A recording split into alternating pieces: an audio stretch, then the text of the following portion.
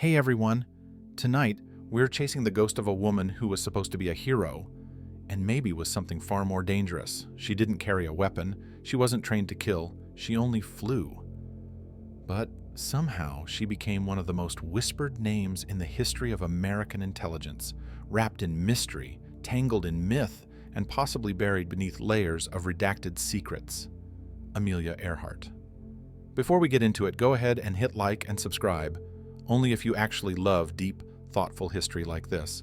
Drop a comment and tell me where you're listening from and what time it is. I love seeing who's unraveling these stories late at night across the globe. Now, get comfortable. Let the world quiet down a bit. Maybe dim the lights, let the silence stretch, and let your mind drift back to a hot morning in July 1937, when a voice vanished from the sky and a spy theory was born. The air was thick with tension, the kind of tension that made seasoned radio operators shift in their seats and check their dials twice. Across the Pacific Ocean, from the decks of the USCGC Itasca stationed near Howland Island, men leaned closer to their equipment, listening for a signal they weren't sure they'd hear again. The voice had come through minutes earlier, barely a whisper through the static, muffled and fading. "CACU, calling Itasca. We are on the line, but we cannot see you." Then silence, no coordinates, no direction, no confirmation. Just that one desperate message hanging in the ether like a ghost refusing to settle. But somewhere else, far from the Itasca, far from American waters, a different radio room reported something far stranger. The logs were later questioned, then lost, but a surviving operator remembered the coded phrase etched in the margins of his notebook. Message intercepted.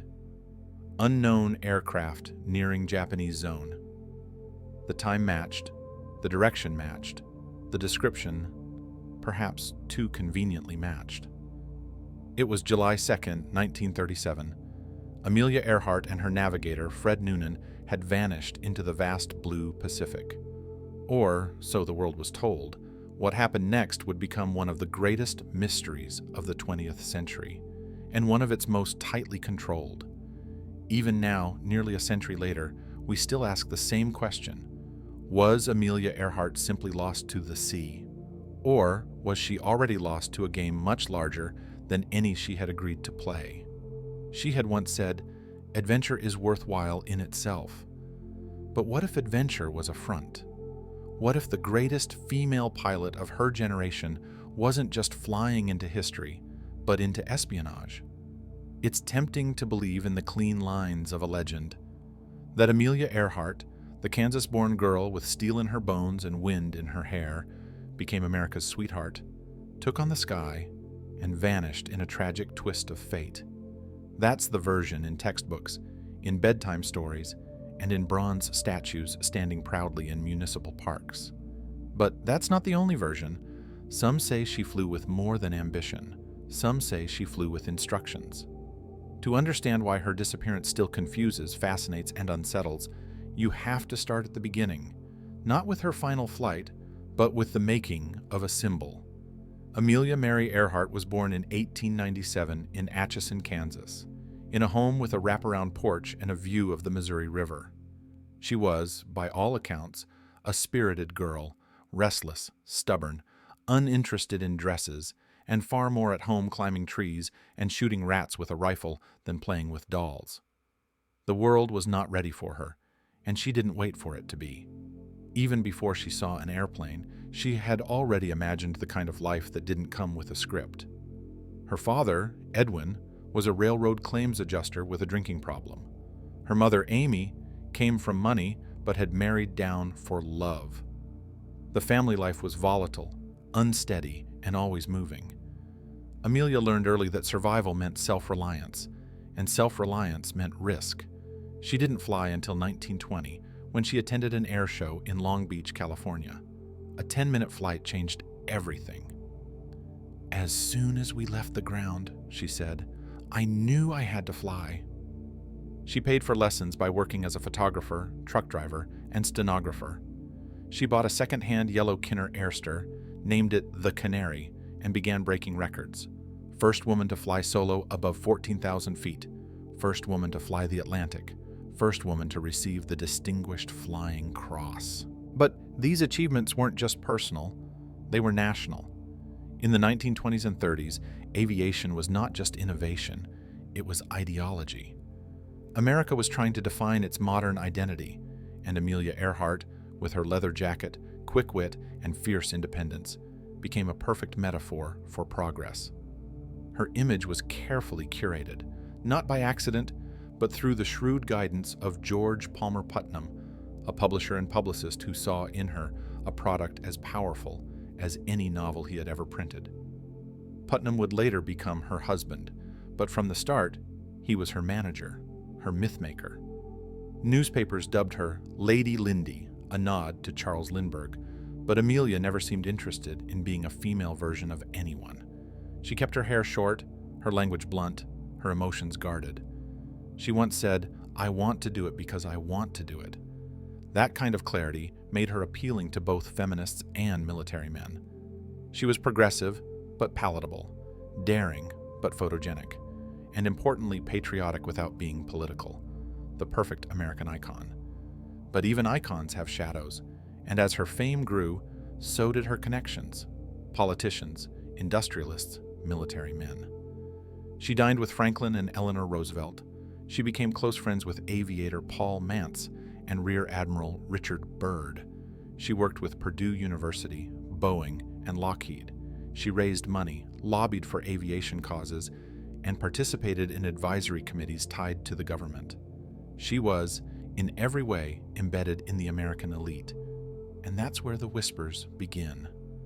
In 1936, she announced her most ambitious project yet, a flight around the world, following the equator, a journey of more than 29,000 miles. No one had done it before. It would be a triumph of engineering, planning, and sheer endurance. But the announcement came at a peculiar time, when tensions in the Pacific were beginning to boil. Japan had invaded Manchuria 5 years earlier. It now controlled islands across the Pacific, had begun militarizing its holdings, and was deeply suspicious of American activity near its territories. At the same time, the United States had begun increasing its naval presence in the region, and behind closed doors, certain voices in Washington were already gaming out the next global conflict. Amelia's route was publicly available, but the details were vague. She would fly westward, across South America, Africa, the Indian Ocean, Southeast Asia, then finally over the vast Pacific, with the final leg passing near Japanese-controlled territories. It was a long, dangerous trip, especially over water, and yet the U.S. Navy offered unusual levels of support. Radio towers were built, ships were moved, weather stations made ready. Why? Some historians call it goodwill. Others wonder. After all, there were military facilities along her route, new airstrips, refueling depots, sensitive installations. What if her trip wasn't just a publicity stunt? What if someone wanted her to keep an eye out? What if someone asked her, as a patriotic gesture, to take a few photographs? Was it surveillance cloaked in adventure? Amelia herself never said so, but she didn't have to. Her calm demeanor, her disciplined manner, and her known loyalty made her an ideal messenger. Not a trained spy, perhaps, but a willing helper. She had friends in high places, and sometimes friends ask favors. And then there was Fred Noonan, a brilliant navigator with a checkered past. He had worked for Pan Am, mapping trans-Pacific routes. He knew the islands. He knew the skies. He also drank. Not irresponsibly, but enough to raise eyebrows. His inclusion on the flight was sudden, unusual. Some have speculated that his experience wasn't just aviation, but something else. That he had knowledge the government valued. That he was sent along not just to get Amelia across the Pacific, but to guide her to very specific locations. Of course, there's no official record of any of this. There never is, but there are gaps, missing documents, conflicting memos, requests for information that return with redactions, letters that vanish from archives. A pattern that suggests not proof, but pressure. When the flight began in March 1937, Amelia and Noonan flew eastward instead of west. a change from the original plan. Some said it was for weather reasons. Others noted the change positioned them better for a pass near the Japanese-held Marshall Islands. The press followed her progress closely, but they didn't question the details. The story was too good to interrupt with speculation. A woman flying the world, a nation holding its breath. As the flight progressed, her radio transmissions were clear, detailed, calm. But as she approached Howland Island, they became erratic, shorter, less precise. The final message, received on July 2, 1937, at approximately 8:43 a.m., was confused. "We are on the line 157-337. We are running north and south." Then nothing. A vast search began, the largest of its kind at the time. 66 aircraft, 9 ships, $4 million spent. They found nothing. No wreckage, no oil slick, no bodies. Just empty ocean. The official conclusion was lost at sea. But that didn't sit well, not with everyone, because almost immediately other stories began to surface. Stories of an aircraft heard crashing in the Marshall Islands, of 2 white prisoners seen under Japanese guard, of radio operators picking up messages in Morse code, messages they couldn't explain. A civilian plane had gone down, but not just any plane, Amelia's plane. The world moved on. War came. Priorities shifted. The story faded into myth, but decades later, when researchers began requesting government files, they found something strange. Entire pages blacked out, communications missing, naval logs altered. Witnesses who had once spoken freely now said they remembered nothing. It was as if someone, didn't want the real story told. Was she captured? Was she executed? Did she survive? Or was her death convenient, an accidental cover for a mission that had already succeeded? The answers remain locked in silence, but the questions are louder than ever, because behind the curtain of ticker tape parades and press releases, something was already moving in the shadows, something that would only come to light decades later, if at all. It began with a question no one thought to ask until it was far too late. Why did the most famous woman in the world choose to fly directly into one of the most volatile regions on the planet? That question wasn't on anyone's lips when Amelia Earhart began preparing for her record-breaking journey around the world. The headlines were celebratory, the tone breathless with admiration. She was, after all, not just attempting to circle the globe by airplane. She was attempting to do it closer to the equator than anyone ever had, covering nearly 30,000 miles. It was framed as a feat of endurance and precision, the ultimate challenge for a pioneer who had already mastered the skies. But within the cheering columns of newsprint and smiling photographs, no one lingered too long on the route itself. No one asked why the most dangerous leg of the journey passed so close to Japanese fortresses. Or, if they did ask, they knew better than to print the answer. Amelia was not naive. Every leg of her journey had been mapped out in careful detail, and she understood the stakes. The route wasn't chosen at random. It had been studied, reviewed, and redrawn multiple times. Weather, terrain, political borders, everything had been accounted for. But there was something else threaded into the planning, something never published but quietly acknowledged by those who understood what the Pacific had become in the 1930s, a chessboard where civilian movement was never truly civilian. When she announced the flight in 1936, the public was enthralled. The idea of a woman piloting a Lockheed Electra 10E across oceans and continents felt like the logical next step in a career defined by daring. But behind the scenes, the journey was being supported by more than admiration. Communications equipment was arranged through the Navy.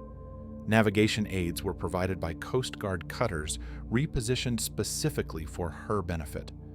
The radio frequencies were carefully selected, and there were briefings, private, confidential discussions with government personnel who had more than weather forecasts in mind.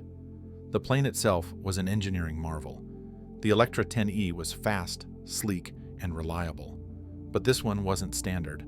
Custom fuel tanks had been installed, extending its range dramatically. Radio modifications allowed for long-distance transmission far beyond what was typical for a civilian aircraft. Some aviation historians have since speculated that additional compartments may have been built into the fuselage, capable of carrying more than fuel and emergency supplies.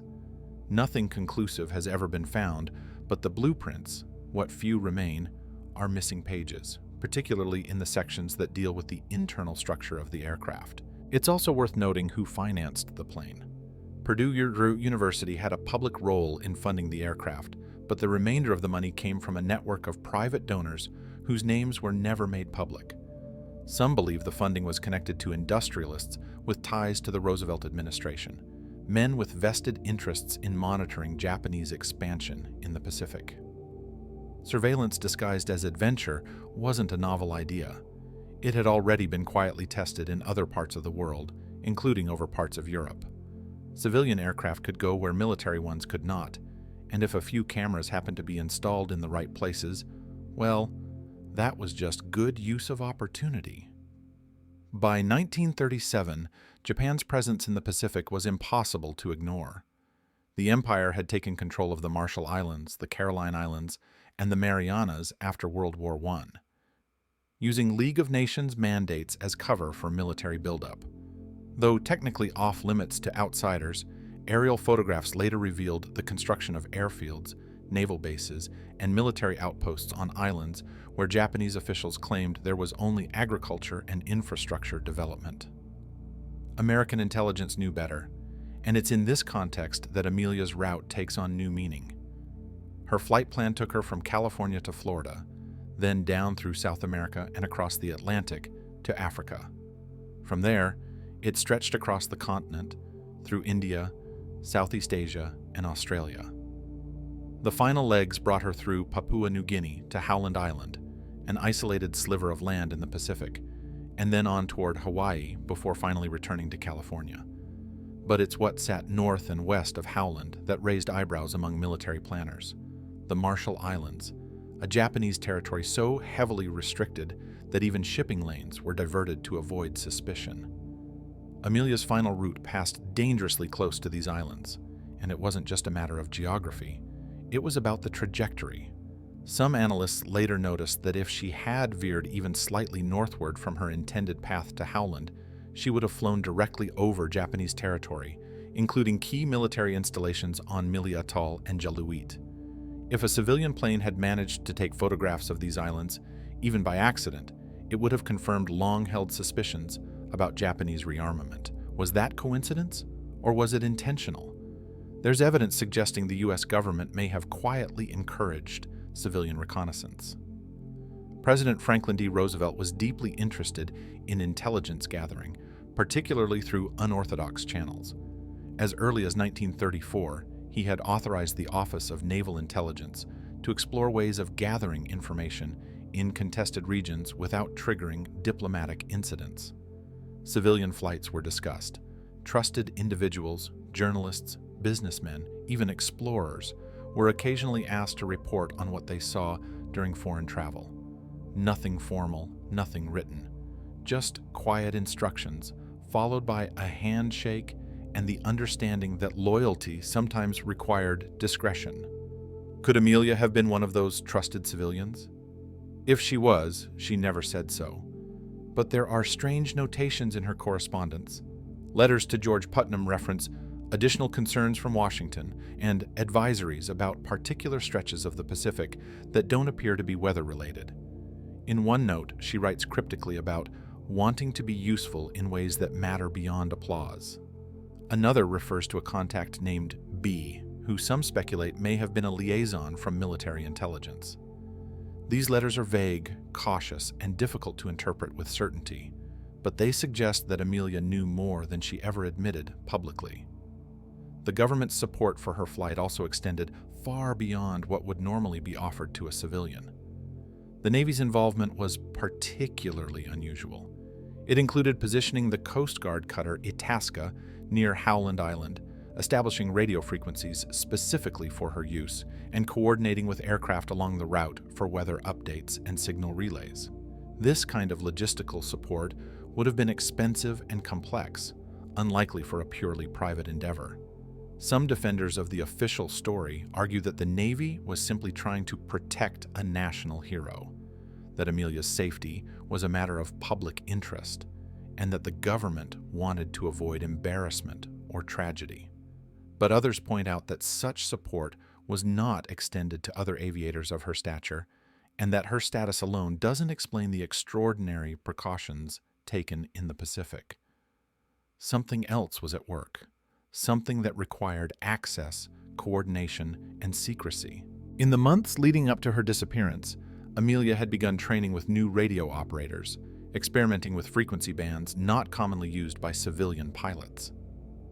She conducted test flights with varying altitudes and speeds, and insisted on learning as much as possible about long-range communication, even though Fred Noonan was the expert in that domain.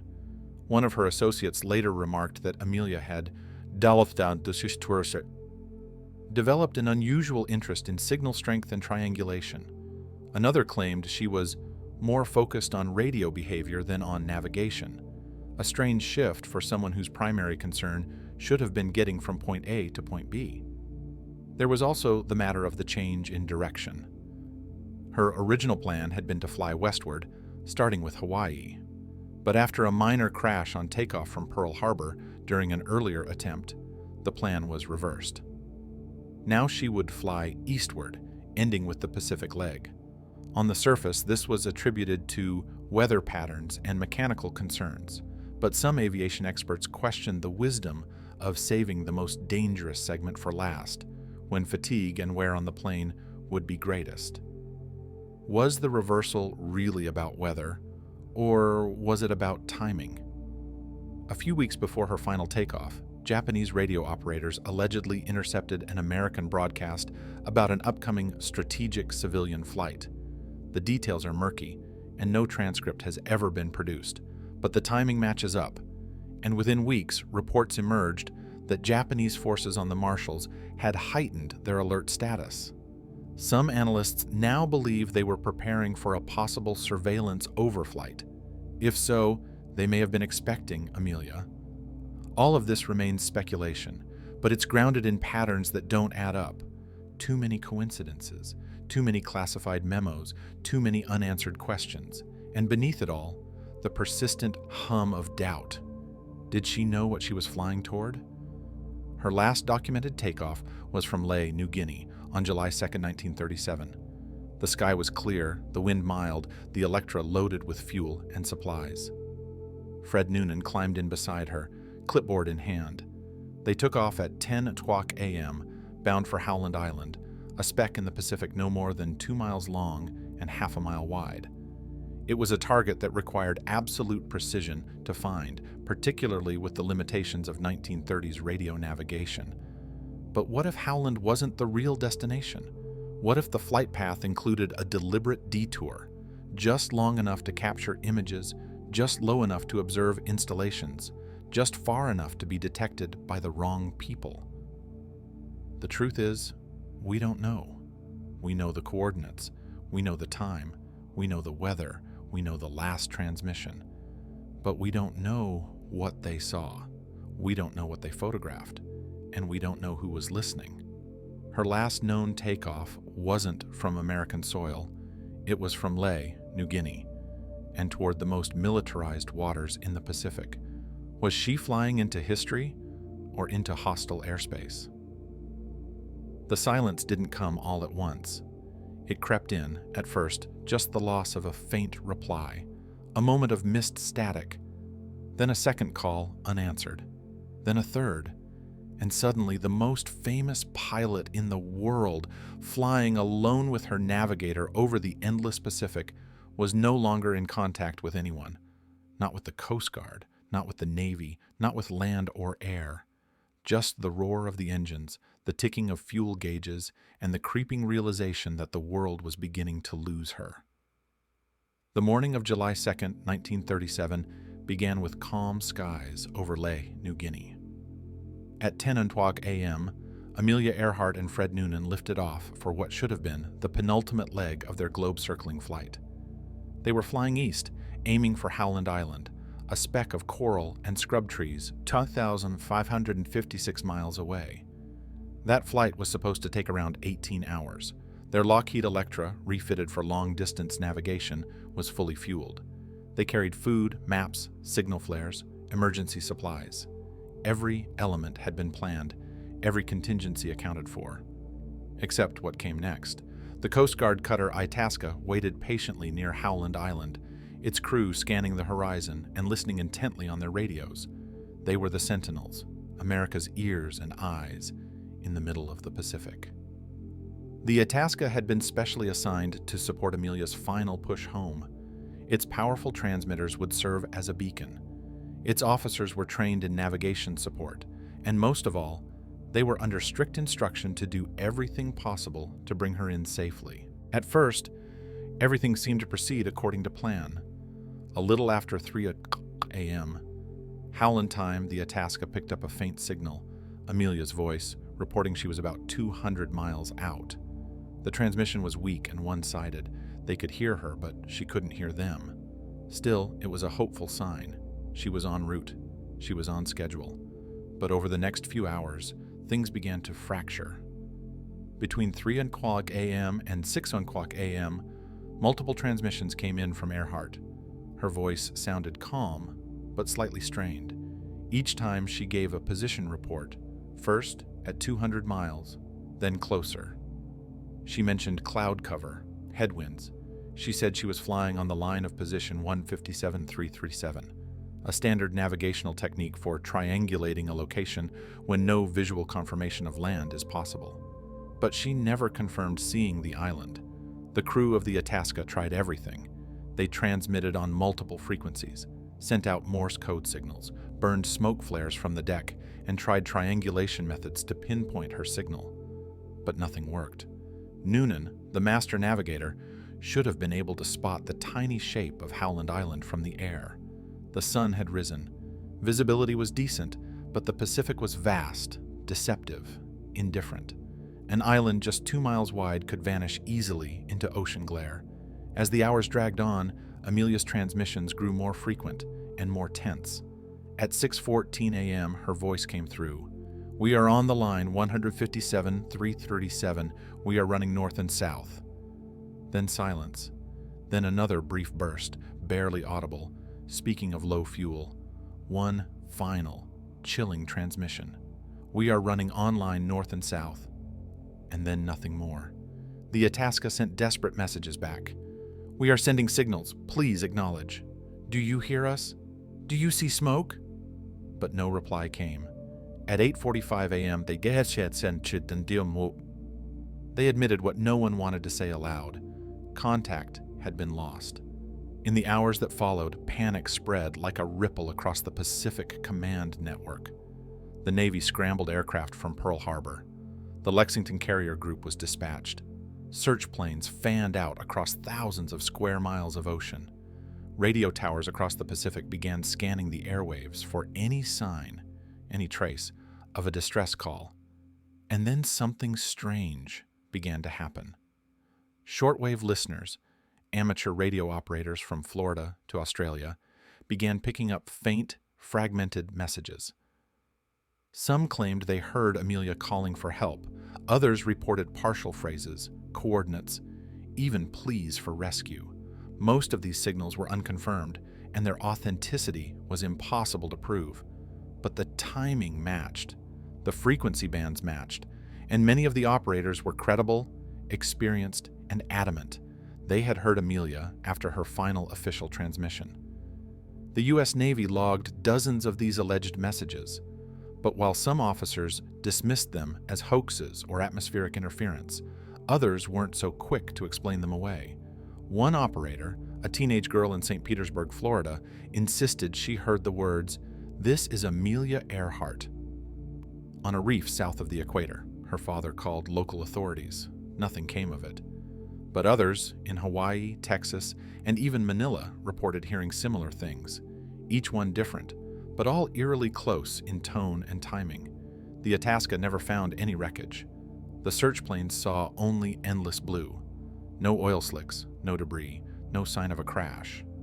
And then, as the official search began to wane, whispers emerged from another corner of the Pacific. In the Marshall Islands, then under Japanese control, fishermen from the atoll of Mealy told a curious story. They had seen a silver plane come down near the reef. It hadn't exploded. It had glided low, as if trying to land. A few hours later, Japanese patrol boats arrived. Soldiers removed a man and a woman from the wreckage. The woman had short hair. She was injured. They were taken away, never seen again. At first, these accounts were dismissed as folklore, but then more witnesses emerged, locals who remembered the story being told by their grandparents. A few claimed to have seen the plane themselves. Others spoke of a white woman being held at a military facility on Saipan. Still others described a prison camp where a foreign pilot had been detained. One American soldier, Paul Rafford, stationed in the Pacific during the war, later wrote that he had been told confidentially by a superior that we had reason to believe the Japanese picked her up. He wasn't the only one. After the war, U.S. Marines occupying Saipan discovered what some claimed was Earhart's aircraft in a Japanese hangar, but when higher command arrived, it was gone. No photos, no confirmation, just a few stunned men wondering what they'd seen. A Navy cryptographer named Leo Bellarts, who had been stationed on the Itasca in 1937, spent the rest of his life haunted by the disappearance. In later years, he confided to a friend that, "We never heard the full truth. I think someone did." He refused to elaborate. Back in the States, the official story settled into a kind of grave silence. The government declared Earhart and Noonan lost at sea. No bodies, no plane, no evidence, just an empty ocean and a mystery too large to solve. But behind closed doors, the intelligence community remained restless. Files related to the Earhart flight were quietly sealed. Transcripts of intercepted radio traffic from Japanese military stations during that week in July vanished into classified archives. Some researchers later discovered that pages from Itasca's original radio log had been removed and replaced with sanitized versions. And most telling of all, President Roosevelt, who had shown personal interest in the flight, ordered no further comment from the Navy after August 1937. Why the silence? Some now believe that Amelia Earhart had flown closer to Japanese territory than publicly admitted, that perhaps she had indeed passed near the Marshall Islands, that she may have seen something, or carried something, or been someone the Japanese couldn't allow to go free. And perhaps, just perhaps, Washington knew that. Perhaps that's why the search was so aggressive, so immediate, not to find a down pilot, but to get to her before anyone else did. The alternative possibility is just as unsettling, that she was never meant to come back, that the mission, whatever its true nature, was considered too sensitive and the risk of exposure too great, that once the plane vanished from radar and fell silent over the sea, no one in power really wanted her found. In later years, Fred Goerner, a CBS journalist, would publish an explosive book claiming that Earhart had been captured and executed by the Japanese. His work was based on interviews with Pacific Islanders, declassified naval records, and accounts from American servicemen who believed they had uncovered pieces of the truth. His claims were dismissed by mainstream historians, but never definitively debunked. Others point to the peculiar behavior of George Putnam, Amelia's husband and publicist. In the weeks after her disappearance, Putnam worked obsessively to control the narrative. He refused to comment on rumors of capture. He discouraged search efforts beyond the official timeline, and he pressed for Amelia's legal declaration of death within just a year, despite having no body, no wreck, and no clear reason to believe she had died. Did he know more? Was he protecting her reputation or protecting something else? To this day, the debate rages. New satellite imagery, deep-sea dives, forensic tests on bone fragments. Each discovery is met with both hope and denial. Each theory gains followers and detractors. But in the center of all the noise, one fact remains unshakable. On July 2nd, 1937, Amelia Earhart vanished into the blue silence. The ocean gave no answer, but hundreds of miles away, under the humid sky of the Marshall Islands, a group of local fishermen claimed they saw a silver plane fall from the sky and a woman with short hair, guarded by Japanese soldiers, walking slowly across the sand. The winds over Saipan are constant. They whisper through the palm trees, brushing over rusted tanks and crumbling airstrips like ghosts refusing to rest. They carry with them the echoes of an old war, the distant hum of stories never meant to reach mainland ears. In the years following the Second World War, as the United States rebuilt and the world reshaped itself, some stories were told with pride and certainty. Others were hidden in plain sight, buried beneath official silence and the testimony of those too ordinary to be believed. And yet, for those who listened carefully to the islands, especially Saipan and the Marshalls, a strange tale began to form, a tale of a white woman, an American, imprisoned, interrogated, disappeared. The legend did not begin in Washington or Hollywood or even in the offices of the Navy. It began with whispers among the fishermen of Jaluet, old men with weathered eyes who remembered the summer of 1937 not because of battles or bombs, but because of something stranger. A plane had fallen, a silver one. It dropped out of the sky and crash-landed not far from the atoll. Then came the soldiers, Japanese, panicked, mobilized. And not long after, two foreigners, one a man, the other a woman, with close-cropped hair and an injured leg, were brought ashore. They were taken away. That was the end of it, except that for the rest of their lives these villagers would remember the woman's voice. Soft, American, pleading in a language they didn't speak but would never forget. Decades later, when American journalist Fred Gorner arrived on Saipan, he wasn't expecting answers. He came for the same reason many reporters did, to write the final word on Amelia Earhart, to say she was a pioneer, a symbol, a woman who defied gravity and vanished into myth. But what he found wasn't a tidy ending. It was a trail of half-erased testimonies, torn pages, and men with too much to remember. He interviewed dozens of native Saipanese who told him the same thing. In 1937, long before American boots touched their soil, Japanese soldiers had taken custody of a man and a woman who came from the sky. The woman had short hair. She was tall. She was American. She was afraid. She was kept behind a stone wall in a building near the Garapan jail, guarded day and night by Imperial troops. One man swore he saw her being led, blindfolded, across the airfield. Another remembered the sound of screaming behind closed windows. And then, nothing. She was gone. At first, Gorner dismissed it. It sounded too much like folklore, too clean, too linear. But then came the inconsistencies. Why had the military archives in Washington abruptly sealed parts of the Pacific surveillance logs from 1937? Why were radiomen at Pacific outposts instructed to destroy records of early July that year? Why had the Marine battalion that captured Saipan in 1944 been ordered to hand over human remains found behind a Japanese military building and never received a report on what those bones were? One of those Marines, Robert Wallach, remembered it clearly. He and his unit had been sweeping the ruins of a Japanese HQ when they found the shallow grave. It wasn't hidden, just unmarked. Inside were the bones of two people, one smaller with a partial skull and what appeared to be the remnants of women's clothing. There was also a briefcase, half burned, filled with documents in English. Wallach turned it over to an intelligence officer. He never saw it again. Years later, when Wallach told his story, he seemed haunted. He didn't care for fame. He didn't chase books or documentaries. He just wanted to know what happened to those bones.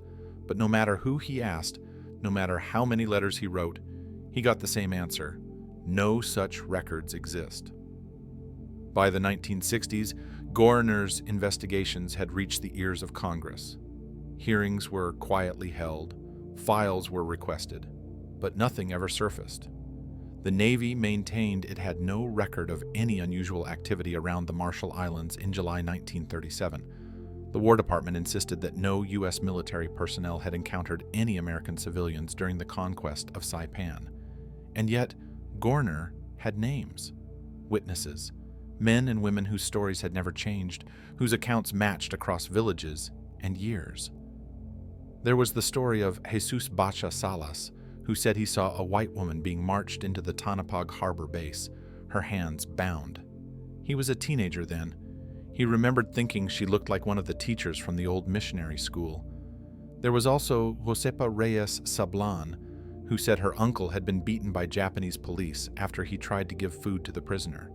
And then there were the whispers about a Japanese doctor, a man who allegedly tried to treat the woman after she had been interrogated for days. The rumor was that she had told them nothing. Or perhaps she didn't need to. Perhaps they had already known.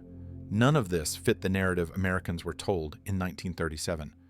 The newspapers said Amelia Earhart had vanished somewhere over the Pacific, that her fuel had run low, that she and Fred Noonan had likely crashed into the ocean. President Roosevelt had issued a search, a massive one, the largest peacetime naval search in U.S. history. But then, after 2 weeks, it ended. No bodies, no wreckage, no black box because they didn't exist yet. Only silence. But Gorner and others like him began to wonder, what if that silence wasn't the result of mystery? What if it was policy? He wasn't alone. Thomas E. Devine, a U.S. Army veteran who served in the Pacific, claimed he had seen the Electra on Saipan with his own eyes. In 1944, just after the Americans secured the island, he was assigned to inspect wreckage near the airfield.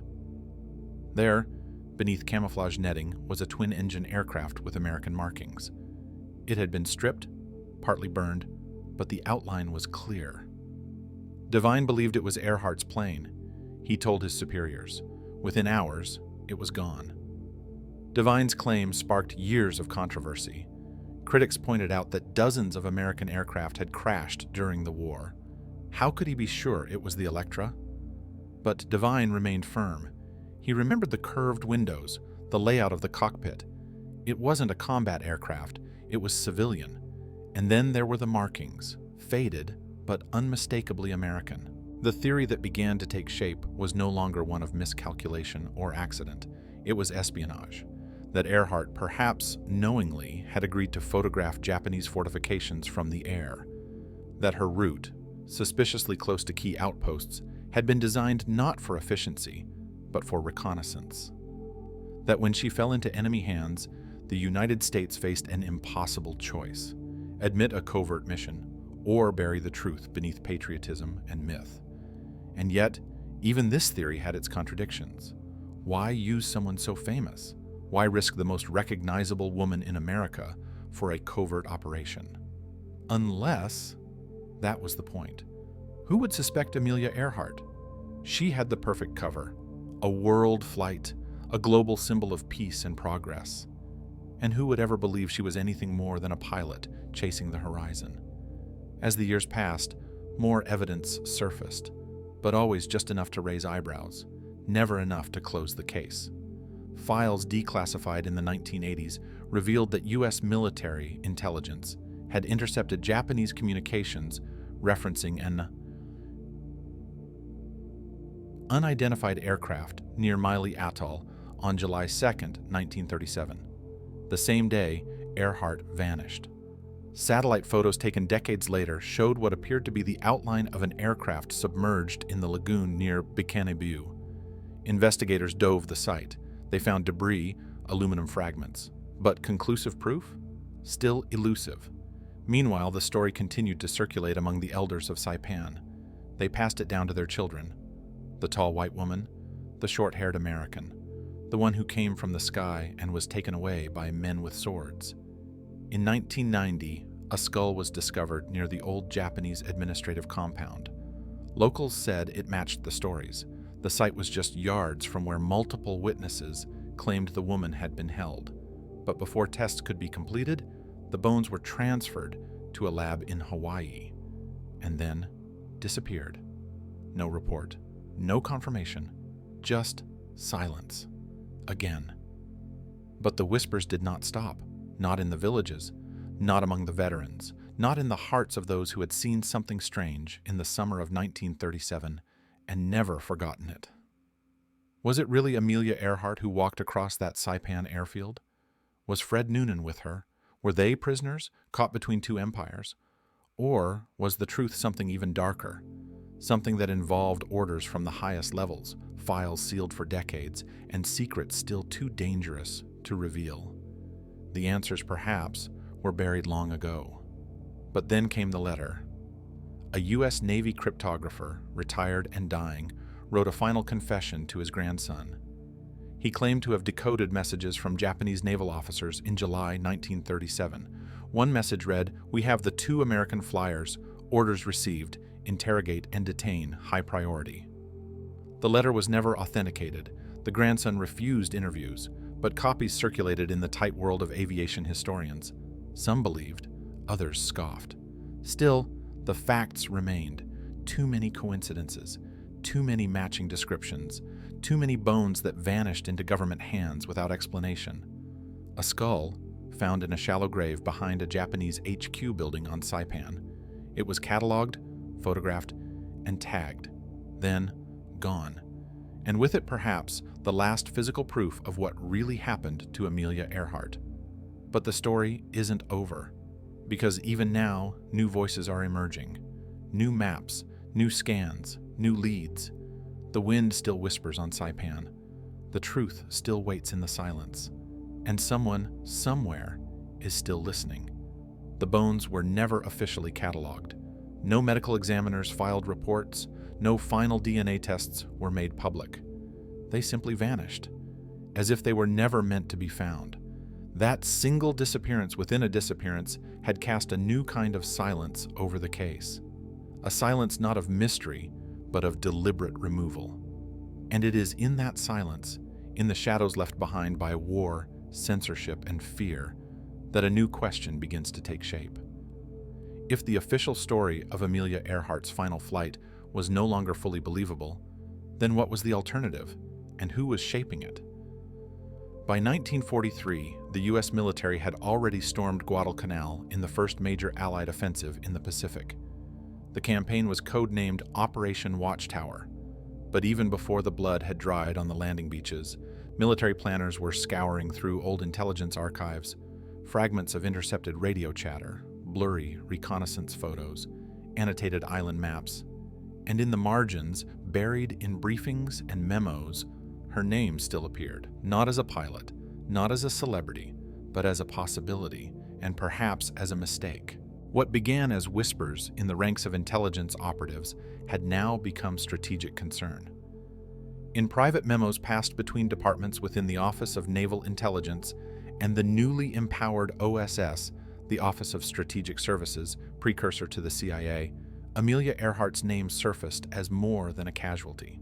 It surfaced as a potential asset, and not in retrospect, but before her disappearance ever occurred.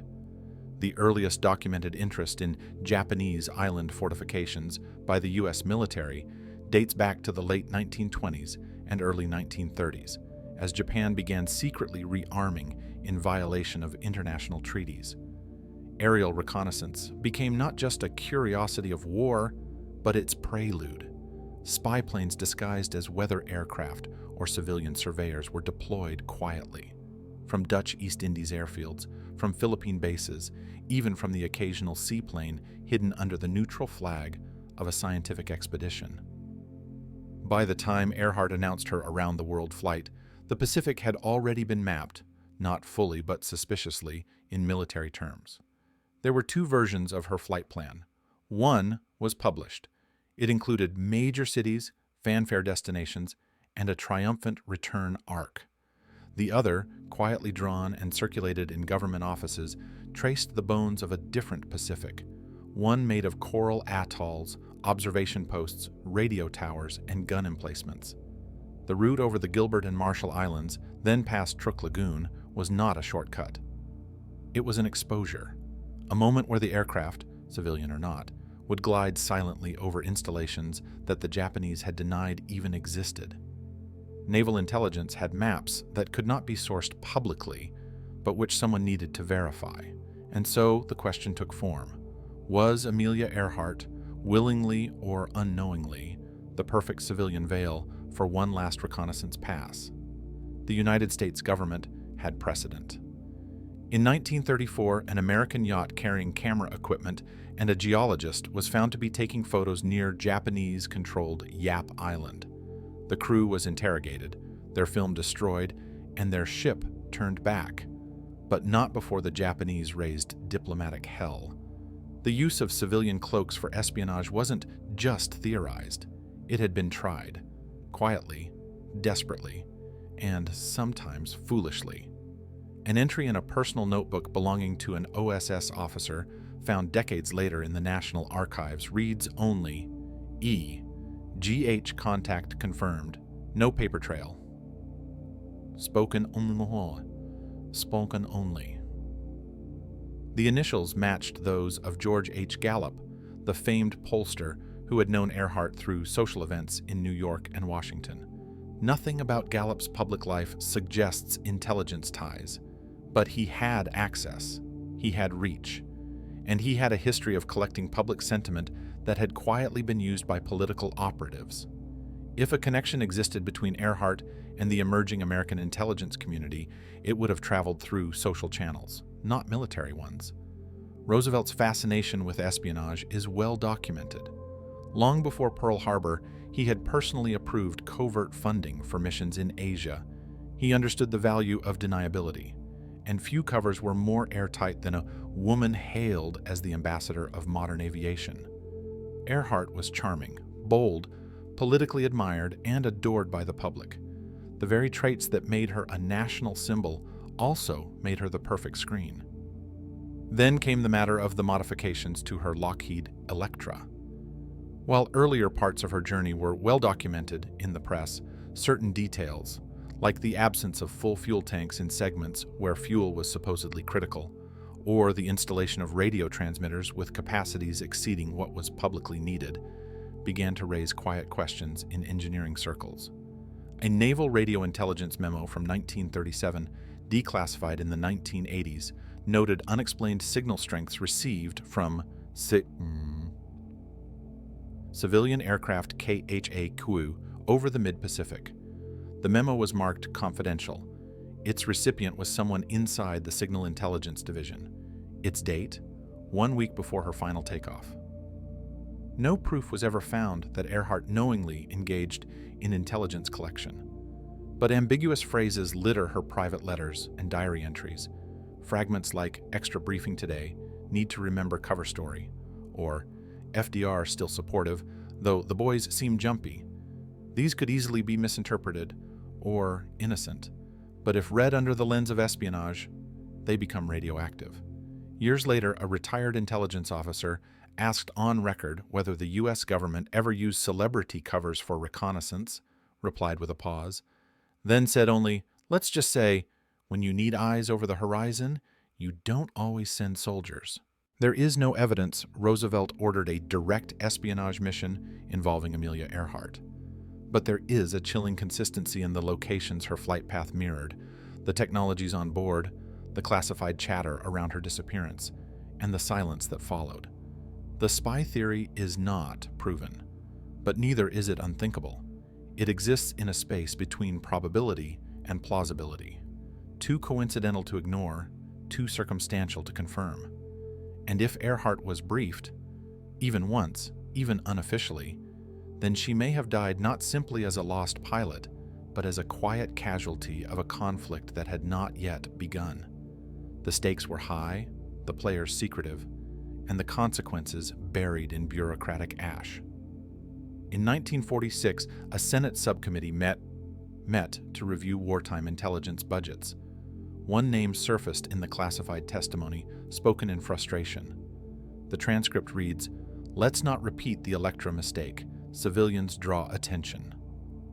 No further explanation was given. The line was redacted in later releases, but its implications still echo. Because if Amelia Earhart was on a spy mission, it wouldn't be the first time America used a civilian cover, but it might have been the last time someone this famous was allowed to vanish without a trace. It began with a photograph, grainy, black and white, a candid shot taken sometime in the 1960s at a social gathering in New Jersey. Nothing about the image was unusual at first glance. A woman in a modest dress, holding a glass of wine, caught mid-laughter. But for one amateur historian, it wasn't the wine or the smile that drew attention.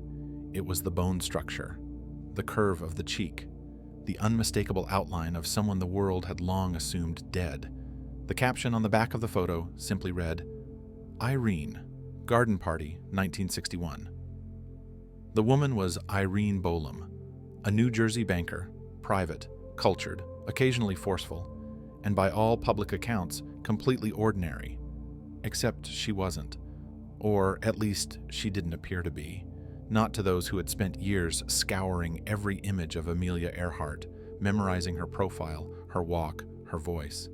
The resemblance wasn't just striking, it was chilling. That single photo sparked a controversy that would shadow the final decades of Bolam's life. It launched investigations, book deals, lawsuits, and whispered calls between journalists and intelligence veterans who, for reasons never entirely explained, seemed deeply interested in keeping the matter quiet. And at the center of it all was a single, unrelenting question. Did Amelia Earhart survive and live the rest of her life under a different name? The theory was simple in structure, impossible in implication. According to proponents of the Irene Bolam theory, Earhart had never perished in the Pacific. Instead, she had been captured by the Japanese, held as a high-value prisoner, and eventually repatriated to the United States under an alias provided by the U.S. government. A new identity, a new history, and a new silence. The motive? To avoid provoking war, to protect intelligence assets, or, as some argued, to spare the country the embarrassment of having one of its most beloved icons suffer such a fate. The woman who would become the center of this storm was not amused. Irene Bolam denied the allegations with fury. When the book Amelia Earhart Lives was published in 1970, claiming definitive proof that Bolam and Earhart were the same person, Bolam sued the publisher and the authors. The book was pulled from shelves. The case was settled. But the questions refused to die. Forensic experts were eventually brought in to compare photographs of Bolam and Earhart, facial structure, ear shape, jawline alignment. Some analyses, often conducted privately or by amateurs, insisted the match was undeniable. Others dismissed it as coincidence, confirmation bias, or worse, opportunistic pseudoscience.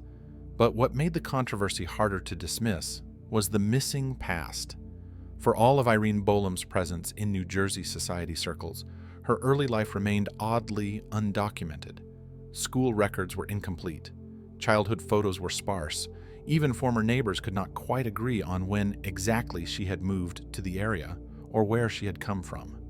Voice comparisons were attempted, handwriting samples were examined, and while nothing offered definitive proof, the inconsistencies added fuel to a fire that had already scorched reputations. Bolam herself withdrew further from public view. She gave few interviews, and those she did grant were brief, vague, and tinged with irritation. "I am not Amelia Earhart," she said once, "and no one has the right to change who I am."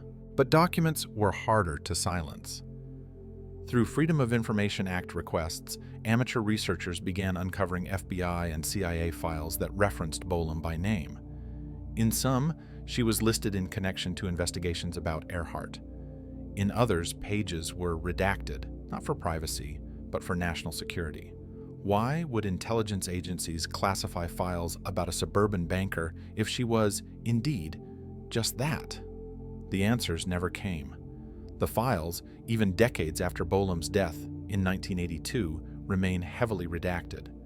Among the documents released was a 1965 memo referencing a case of potential high-value identity mismatch, IBE subject, and recommending the file be kept under review.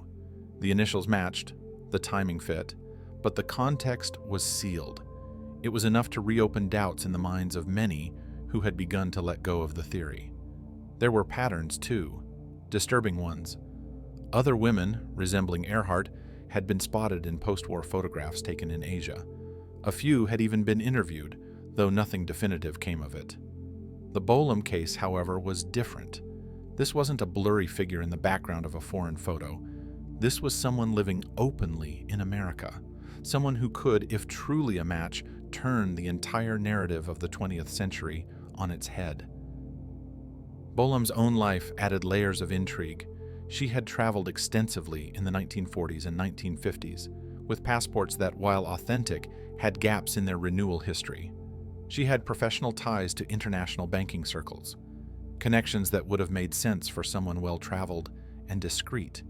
And perhaps, most strangely, a few members of her social circle were discovered to have had prior ties to wartime intelligence agencies, either through marriage or employment. Coincidence? Maybe. But coincidences were beginning to pile up. A death certificate was eventually issued in her legal name. Irene Bolam died in 1982. No DNA tests were performed. Her remains were cremated, her estate was sealed, and the moment her ashes were scattered, so too scattered what may have been the last physical proof that could confirm or deny the theory. The government, for its part, remained silent. No official agency ever commented on the possibility that Earhart survived. No public statements were made linking Bolam to anything other than a nuisance conspiracy theory. But in the background, researchers kept digging. One noted cryptographer reported that a series of numerical references embedded in wartime intelligence files, strings of numbers that had long been assumed to be date or location codes, also aligned with known milestones in Earhart's life. A stretch, some said, but just plausible enough to question the accepted timeline. And then there was the matter of Amelia's family. Some relatives dismissed the Bolam theory outright. Others refused to comment. But a handful, under condition of anonymity, acknowledged privately that the resemblance had once shaken them. One reportedly said, if it wasn't her, it was someone trying very hard to be her. Even among skeptics, the refusal of the government to release unredacted files remained suspicious. Why protect the identity of a deceased banker if there was nothing more to the story? Why allow conspiracy to fester when it could be put to rest with a single DNA test or a full disclosure? Theories sprang up in response. Perhaps Earhart had been repatriated, but the trauma of her captivity rendered her unfit to return to public life. Perhaps she was given a choice: anonymity in exchange for survival. Or, perhaps, as some darkly suggested, the Irene Bolam story was itself a cover, a misdirection crafted to distract from the truth, whatever that truth might be. In the final analysis, no definitive proof ever emerged. Irene Bolam went to her grave denying she was Amelia Earhart, but she also left behind a trail of questions no one seemed able or willing to answer. The photos remain, the documents remain, and most importantly, the absence of a definitive denial from the government remains. Because if Amelia Earhart was part of a deep cover operation, then a new identity would not just be logical, it would be mandatory. The cover would need to be permanent, the past erased, the public misdirected, and history rewritten not with facts, but with omissions. No DNA was ever allowed. The woman died, and with her, perhaps the answer to the greatest identity mystery in American history. The waves that lapped the edge of Nikumaroro in 1940 sounded no different than they had for centuries. Unremarkable, uninterrupted, and indifferent.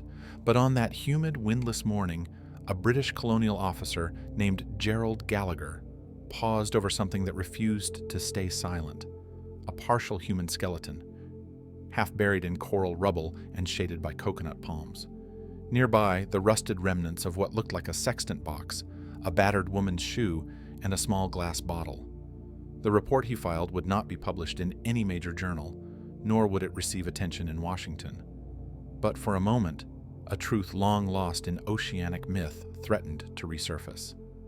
And then, it vanished. The bones were boxed, labeled, and shipped to Fiji. From there, according to official records, they were examined, debated, and ultimately declared to belong to a short, stocky European male.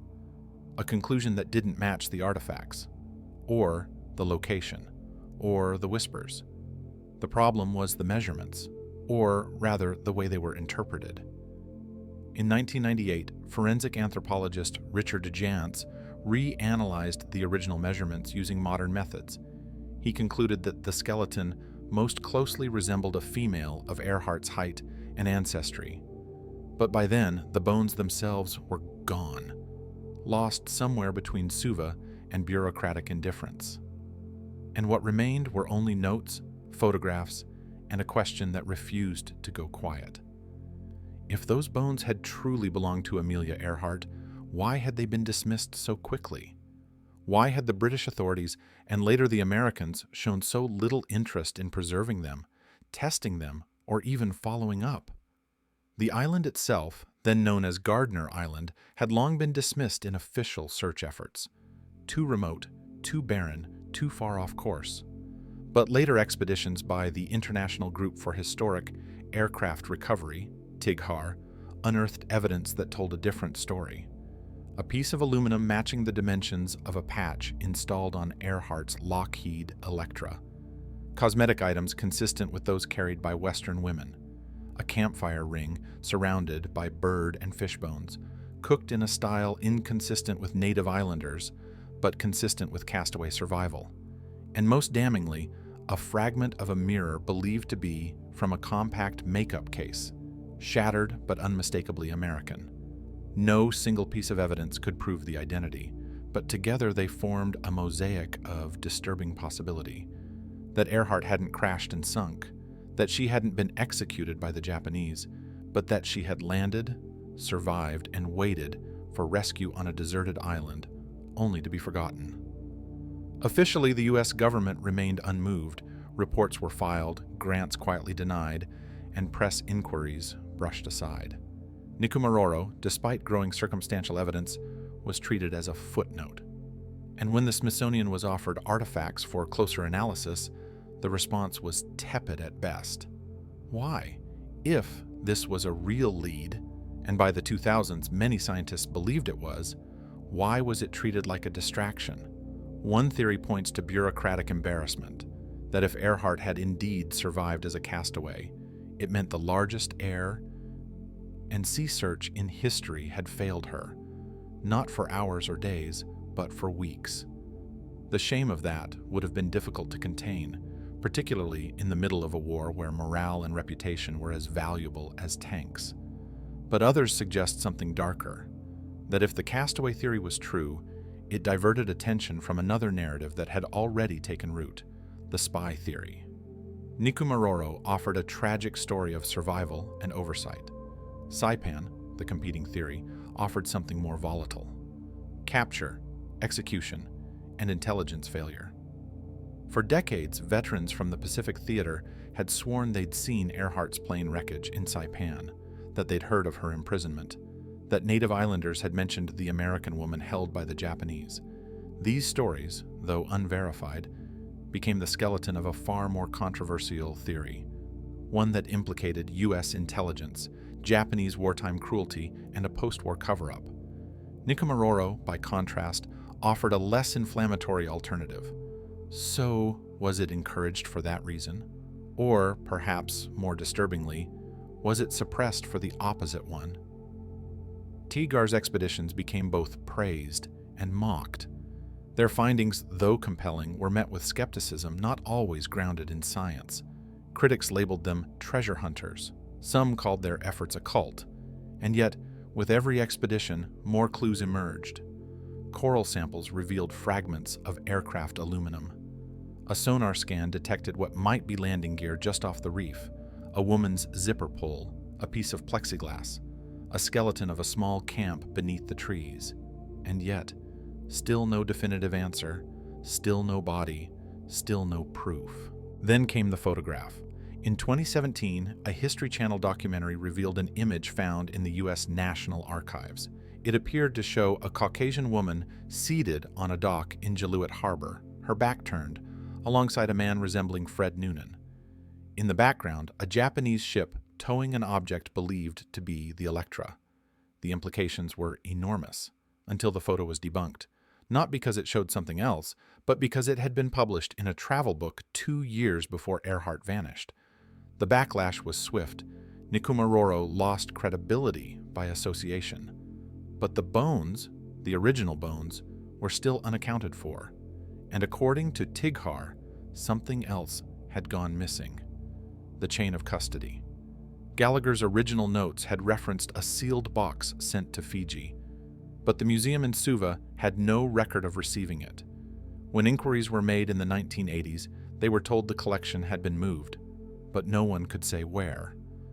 An internal memo from the Colonial Office in London, marked sensitive, noted that the materials had potentially high-profile associations and that discretion was advised. No one could say what that meant. And then the emails. In 2009, a researcher found a string of internal communications between U.S. Embassy staff and the Department of the Interior. One line stood out. It read, "Confirmation of remains ID premature. Media fallout would be unmanageable. Recommend delay until further notice." No official source would acknowledge who wrote that line or why it was included. But what it suggested, deliberate postponement of truth, reignited the debate. By then, DNA analysis had become the gold standard in forensic identification. But there was nothing to test. The bones were gone, the chain of custody broken, the story stalled. Even within the intelligence community, whispers persisted. A former CIA field officer, retired in the 1970s, remarked at a private conference, "We may never know where she died, but we know where we didn't want her found." What did he mean by that? Perhaps Nikumaroro was too clean, too sterile, too convenient, a place where no one had to answer hard questions. If Earhart had survived there, she had died alone. No enemies, no politics, no secrets, just a lost aviator marooned by fate. But if she had landed elsewhere, if she had been captured, questioned, even interrogated, then the story shifted. Then it became history not of failure, but of silence, of knowing and not telling, which made the disappearance of the bones not just a tragedy, but a warning. Because just as scientists closed in on a possible match, the chain of custody for the bones vanished, as if someone didn't want us to know whose skeleton it really was. It began, as it always does, with silence, the kind that hums behind redacted memos and settles into the long pauses of men who know too much. By the 1960s, Amelia Earhart had become more than a mystery. She had become a myth, a symbol, a weapon. And myths, unlike bones, don't rot in the jungle or sink into the reef. They evolve, they harden, and when convenient, they are weaponized. What began as the story of a pioneering aviator had morphed into a geopolitical cipher, a riddle tucked inside state secrets, a legend reframed for war and for peace, depending on who needed to tell it. In the Pacific, memories still lingered of an American woman held in a Japanese prison. On Saipan, old men recalled strange visitors who spoke no Chamorro. Women whispered of the foreign girl with short hair and frightened eyes. But back in Washington, no one officially heard them. Officially, there was nothing to hear. Instead, the files grew heavier, the requests for information slower, and the questions more dangerous. And in that creeping silence, something darker began to unfold.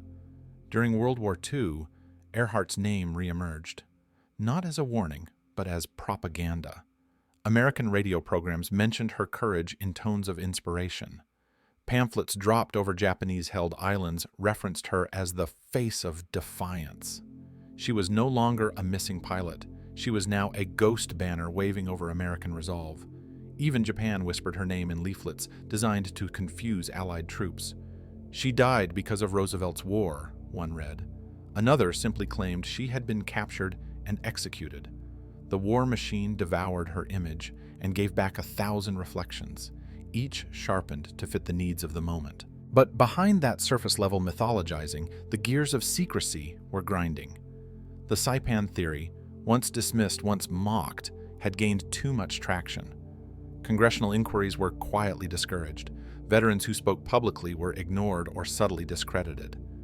When CBS reporter Fred Gorner tried to publish classified documents obtained under the Freedom of Information Act, certain passages came back entirely blacked out. In one instance, a page of an OSS file had just 2 visible lines. The rest was ink. He was told curtly that the information remains sensitive to ongoing operations. What those operations were in the 1960s, no one could explain. By that time, Cold War tensions had cast a long shadow over every archival corridor in Washington. What had once been mere embarrassment, the failure to locate America's most famous aviator, had transformed into something more volatile, a liability. If Earhart had been captured by Japan in 1937, and if the U.S. government had known, what would that have meant in the months before Pearl Harbor? If she had been executed, interrogated, or used as leverage, and her country had remained silent, who exactly had they been protecting? And what had they been buying with that silence? In the early Cold War years, the Pacific was a chessboard of atomic ambition. Trust was currency. Every revelation was a weapon. Releasing documents that confirmed Earhart had died at the hands of the Japanese, or worse, that she had been left to die to protect diplomatic channels, could have destabilized alliances, inflamed veterans, and reopened wounds that the Pentagon had no intention of revisiting. So the redactions became thicker, the files harder to access, and slowly the idea of Earhart as victim was replaced with Earhart as legend. Safer, simpler, devoid of culpability. Former intelligence analysts who tried to revisit the case found themselves running into quiet stone walls. One former Navy codebreaker, who in 1983 claimed he had intercepted a Japanese message referencing a female American flyer, was visited at home by federal agents. They told him to stop speaking to the press. He complied. When asked why years later, he said only, "I realized they weren't asking." Meanwhile, FOIA requests continued to trickle in from journalists, academics, and even Earhart's extended family. The responses were slow, often delayed, sometimes missing entirely. Files once publicly available were suddenly under review.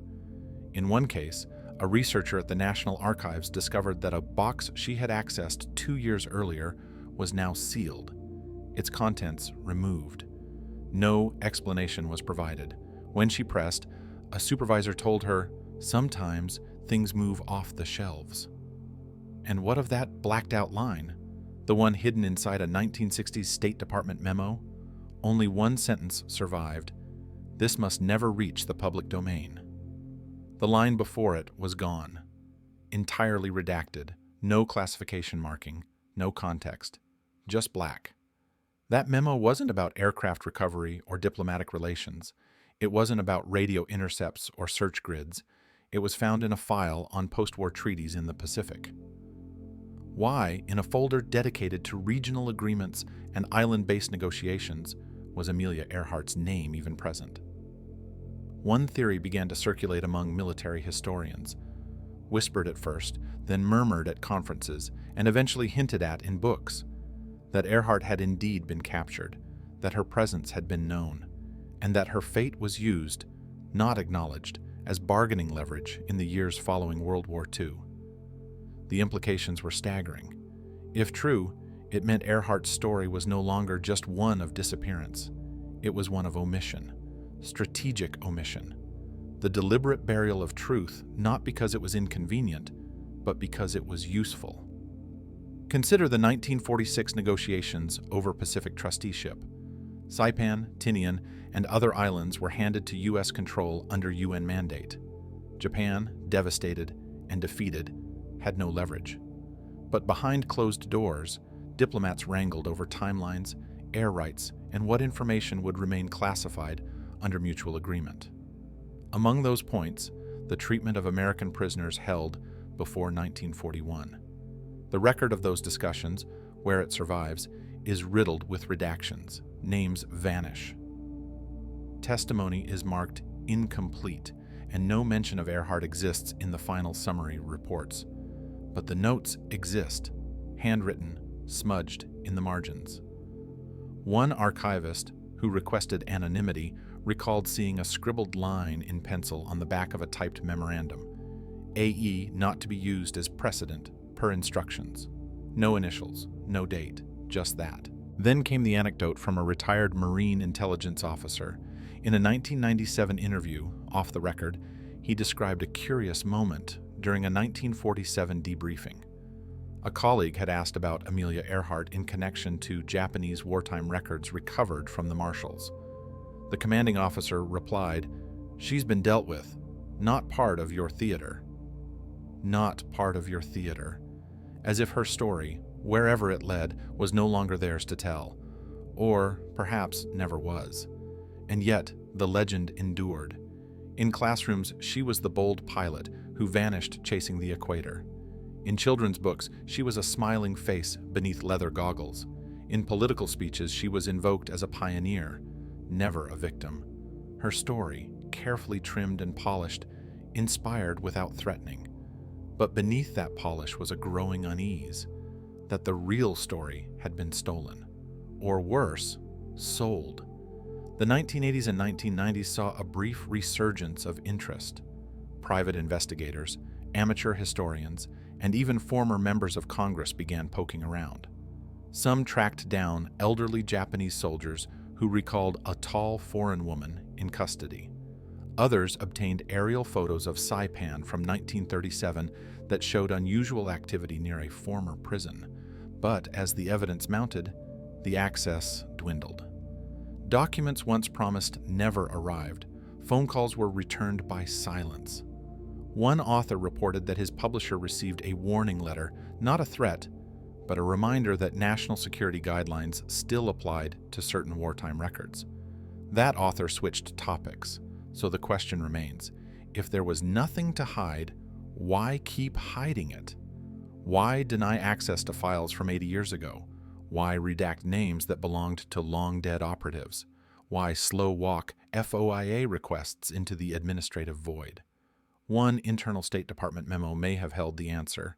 Found tucked into an unrelated folder, its cover page read simply, Public Memory Management.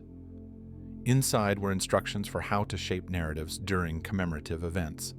Among the case studies, Pearl Harbor, the atomic bomb, and Amelia Earhart. Next to her name, a note in all caps. Do not engage Saipan claims. Not investigate.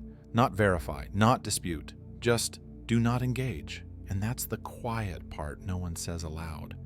That Earhart's disappearance may no longer be about what happened to her, but about what her fate could reveal. About the limits of transparency, the uses of legend, and the cost of silence. Because somewhere, folded into the black ink of that redacted sentence, is the rest of the truth. This must never reach the public domain. Why? What did they bury? And who still wants it buried now?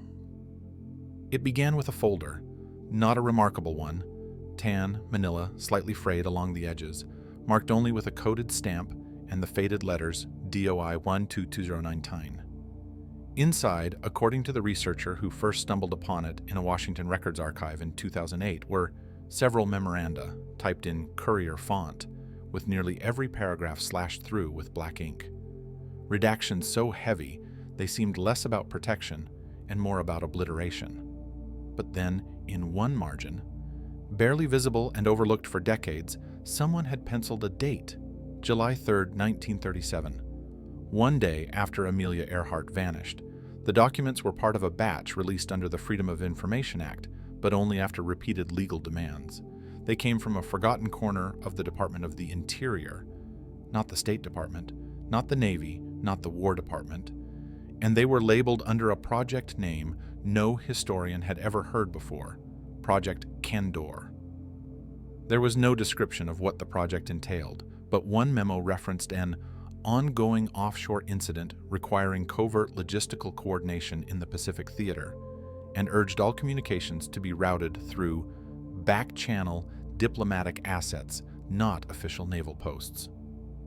There was no mention of Earhart, none, but the time, the region, and the tone whispered something else entirely, and that was enough. By 2010, independent researchers began re-examining FOIA logs not for the content they revealed, but for the gaps. Mysterious date clusters, timestamps with missing correlating documents, and repeated anomalies in Pacific Field Station reports from July to September 1937. In particular, naval base radio logs from Howland Island, Guam, and Hawaii showed deleted pages, all supposedly from the week Earhart disappeared. One archivist, speaking anonymously, confessed that he'd seen original logs years earlier, with handwritten notes referencing EH distress signal decoded improperly. But those logs, when requested under FOIA, arrived scrubbed. No handwriting, no initials, and no page numbers. Some of the missing logs were quietly reclassified after 9/11 under new national security pretexts. When challenged by journalists, the Pentagon denied they had any relation to Earhart. But the timing raised eyebrows, especially since none of the reclassified documents pertained to terrorism or defense operations. They simply vanished from public access, as if someone, even now, was still trying to protect a 70-year-old secret. In 2012, an investigative team led by a retired Air Force cryptanalyst unearthed a different kind of clue. They discovered that shortly after Earhart's disappearance, Navy code-breaking units at Station HIPO in Hawaii had recorded an uptick in intercepted Japanese naval chatter, some of it mentioning an unidentified female operative spotted in the Marshall Islands. The chatter didn't use names, but the coordinates logged by the Japanese operators were close to Millie Atoll. At the time, no one connected the dots. Now, decades later, that pattern raised an unsettling question. Was the Japanese Navy tracking someone they believed to be more than just a pilot? The intercepted signals, decrypted long after the war, were dumped into long-term storage with no public analysis. But one line in particular stood out. It read, "Target was secured without incident. Interrogation pending Yokohama directive. Advise on diplomatic consequences." That phrase alone sent shockwaves through a narrow community of Cold War historians. Yokohama directive. Diplomatic consequences.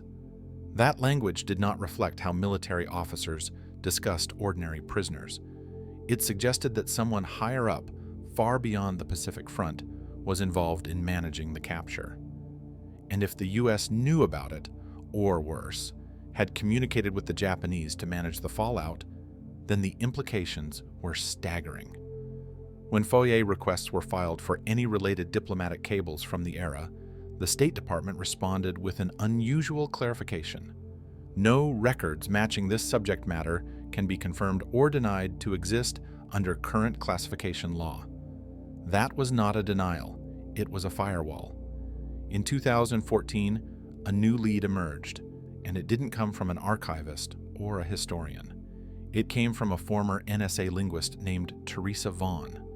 Speaking at a closed-door symposium in Arlington, Vaughn described training exercises in the 1980s using decommissioned intercepts as learning material. One such intercept, she claimed, included a transmission in broken English requesting rescue from a female voice identifying herself as AE and giving coordinates in the vicinity of Jaluit. The message, she said, had been flagged as a test file. But she never forgot it. Vaughn's recollection could not be independently verified. She provided no physical evidence, and the NSA issued a standard denial. But the precision of her memory, especially the coordinates, matched those recorded in Japanese shipping logs from the same time period. And in 2016, sonar scans in the waters off Jaluit detected a curious anomaly. A metallic object buried under coral sediment, consistent with 1930s aircraft design. Attempts to retrieve the object were thwarted by local authorities, citing environmental protections. Subsequent expeditions were delayed indefinitely. Some researchers alleged diplomatic pressure from both the U.S. and Japanese governments. No official explanation was offered. By this point, the mystery had metastasized. It was no longer just about Amelia Earhart. It was about what her disappearance had become, a myth too sacred to rewrite, a symbol too politically volatile to interrogate. As Cold War tensions gripped the Pacific throughout the 1950s and 60s, the last thing either the U.S. or Japan needed was a diplomatic rupture over a decades-old aviation incident. And so the legend calcified, protected by silence on both sides. In the 1970s, several veterans of wartime intelligence units began speaking off-record to authors and researchers. One naval officer recalled being stationed in Saipan in 1944 and being ordered to inspect a locked hangar guarded by military police. Inside, he claimed, was the fuselage of a civilian plane unlike anything used in the war. When he asked about it, he was told, "It's not for us to know." Another recalled a briefing where he was warned not to speak of any pre-war American personnel encountered on the island. "You didn't ask questions about the ghosts," he said. "You just saluted and walked away." Even more confounding were the deliberate efforts to muddy the water. In 1987, a Senate subcommittee quietly examined the State Department's use of misinformation in managing public narratives during World War II.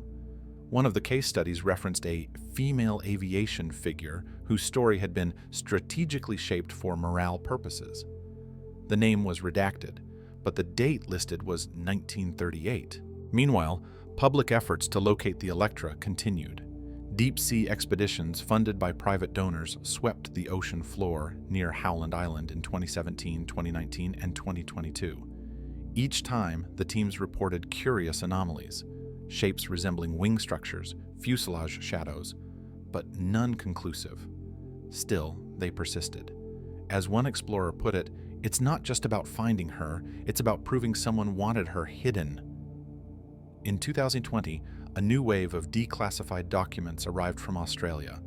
Among them were diplomatic telegrams between British colonial officers and U.S. envoys in 1937. One line, buried in a mundane weather report from Tarawa, read, "Local scouts confirm presence of European female detained by Japanese patrol. Identity unverified. Urgency unclear." The message was forwarded to Honolulu and then disappeared from the record. Each new clue fed the theory, but never enough to prove it. And that, perhaps, was the point. Why would a government still hide her fate after so many decades? What danger could possibly remain in telling the truth about Amelia Earhart? Perhaps it wasn't about her. Perhaps it was about precedent. Because if her capture had been known and concealed, it meant that American intelligence had once traded truth for diplomacy and gotten away with it. To admit that now would raise too many questions. What else had been sacrificed? What else was being kept secret still? A FOIA request filed in 2023 produced a curious result. A State Department memo from 1962, heavily redacted, showed internal debate over releasing old Wapiwuse II prisoner records. One section, almost entirely blacked out, ended with a chilling directive. This must never reach the public domain. When pressed for explanation, officials cited outdated file systems and privacy laws. But researchers noticed that the document had a file code beginning with AE-77, the same designation used in naval radio logs from 1937. That was no coincidence. It had become a hall of mirrors. Facts were buried in myth. Myth was protected by policy, and the line between history and secrecy blurred beyond recognition. Even now, some believe the truth is too dangerous. One retired naval officer, approached in 2024 for an oral history project, agreed to speak only on background. After a long pause, he said, "She completed the mission. She just never came home." And then he refused to say more. She was always moving, even when the world stood still. And in that movement, in that restless defiance of limits, Amelia Earhart became something far more enduring than her name. She became a question, a whisper, a ghost in the sky. It began again, not with answers, but with echoes, a voice intercepted by amateur radio operators decades after she vanished, a voice some believed to be hers, calling for help, fading into static. And while the decades rolled forward and new technologies promised resolution, the mystery of her fate refused to dissolve into certainty. Instead, it hardened into myth, and that myth seeped into the very marrow of American identity. The woman who disappeared became the woman we could never stop looking for. In the years after the war, and then the Cold War, and even after the moon landing, Earhart remained a presence not measured by radar, but by longing. Longing to know what truly happened, longing to believe she had survived, longing perhaps, most of all, to believe that the truth, whatever it was, still mattered.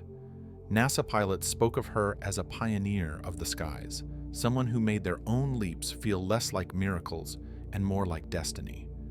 Female aviators cited her not as a cautionary tale, but as a benchmark. Astronaut Sally Ride once paused before a launch to speak quietly to a photograph of Earhart tucked inside her locker. She didn't say what she said, but she took the photo with her.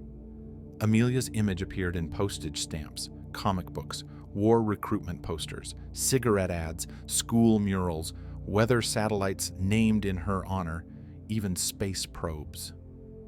In Japan, in the decades after the war, school children read versions of her story so twisted by censorship and nationalism that she was sometimes framed as a brave explorer punished by fate, or, bizarrely, as a warning against arrogance.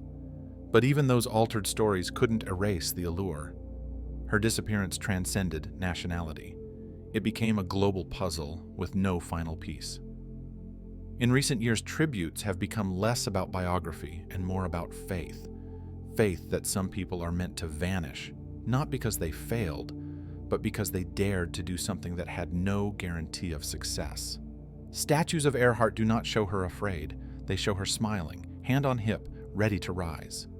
Yet for every monument, every bronze tribute, there's a darker undercurrent. What if the real ending wasn't triumph, or even mystery, but betrayal? Her name continues to surface in classified document searches, FOIA requests, government indexes with missing files. Documentaries reassemble sonar grids and grainy footage from expeditions that sweep across the Pacific floor, chasing the ghosts of landing gear, engines, the long shadow of a Lockheed Electra buried under coral and silence. Every few years, a new clue breathes life into old speculation. A piece of riveted metal, a human fragment, a dented shoe. But certainty never arrives. Only more silence. And that silence has become part of her. The absence now defines the presence. Her family, once insistent on answers, now offer more measured reflections. A grandniece once said in a rare interview that maybe we're not meant to find her. Maybe that's the point. Maybe the real weight of her legacy isn't where she fell, but how high she flew. And still, the contradictions remain. Was she a hero or a pawn, a pioneer or a symbol crafted by military hands? If she died in the service of her country, does that erase the glory of her adventures? If she didn't, if she was simply lost, miscalculated, succumbed to an empty ocean, does that diminish what she achieved before? One former intelligence officer in his 90s once whispered to a historian that a vault existed. Somewhere in D.C., under a long shuttered floor in an agency he would not name. In it, he claimed, was a file labeled not Earhart, but something else, a phrase only someone in the know would understand. He refused to say more. He died 2 weeks later, and yet, if there is a vault, no one's opened it. Or, if they have, they've never said.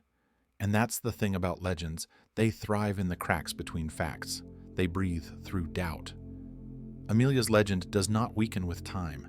It grows stronger because the absence becomes more powerful than any confirmation could ever be. We keep telling her story, not just to find out what happened, but because in telling it, we get to inhabit the space between known and unknowable, between fact and faith, between the last radio transmission and whatever came after. So we ask again, did she die for adventure or for her country? Maybe somewhere under a classified file, behind a sealed vault door, someone already knows the answer.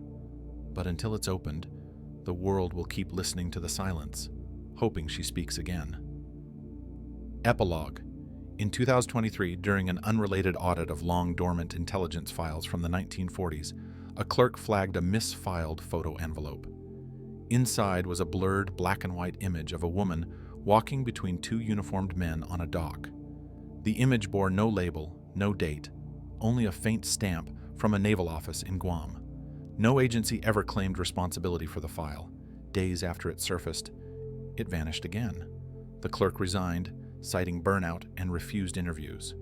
In a separate development, a private sonar expedition, funded by a consortium of historians, aviators, and anonymous donors, picked up a strange shape at the bottom of the ocean, hundreds of miles from the last known signal.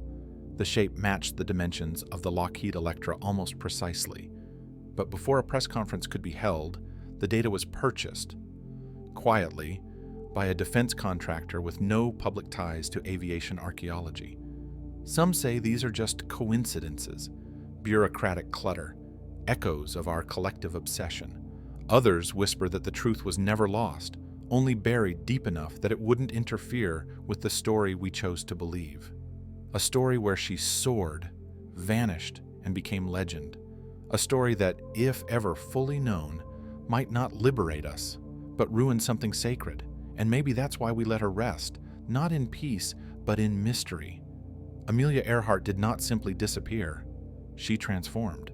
From pioneer to myth, from voice to echo, from pilot to symbol, a symbol of all we dare to dream and all we're afraid to know.